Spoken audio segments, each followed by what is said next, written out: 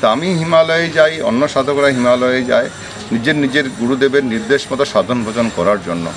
কিছু দর্শন করতে আমরা যাই না, যে কোনো বড় সাধকের দর্শন করতে। গৃহস্থ মানুষ খুঁজে বেড়ায় যে বড় সাধু মানে কি? ছোট সাধু। ছোট বড় বলে কিছু হয় না, মন্দির ছোট বড় হয় না, ভগবান ছোট বড় হয় না। দীক্ষার পরে বলা হয়েছে উত্তরে গমন করতে হয়। দশনামী নাগা সন্ন্যাসী দীক্ষার পরে সবাই উত্তরে যেতে হয়। উত্তর মানে হিমালয়, হিমালয় মানে নির্বাণের জন্য যেতে হবে, জড় জগৎ থেকে নির্বাণের জন্য যেতে হবে, যাতে আমরা জড়জীবের মঙ্গল কামনায় যুক্ত হতে পারি। তো স্থানটা ইম্পর্টেন্ট, কালটা সন্ন্যাসের পরে যেতে হবে। পাত্র মানে সঙ্গে কে থাকবে? ইষ্ট থাকবে।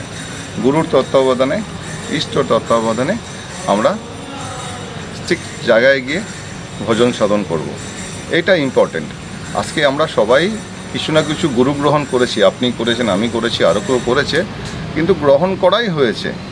গুরুর দিক নির্দেশ মতো, গুরুর কথা মতো যদি আমি চলি, তাহলে আমি ফার্স্ট পাই। আমরা সেকেন্ড হয়ে যাই, থার্ড হয়ে যাই, যেহেতু আমরা পুরোপুরি গুরুর কথা মতো চলতে পারি না।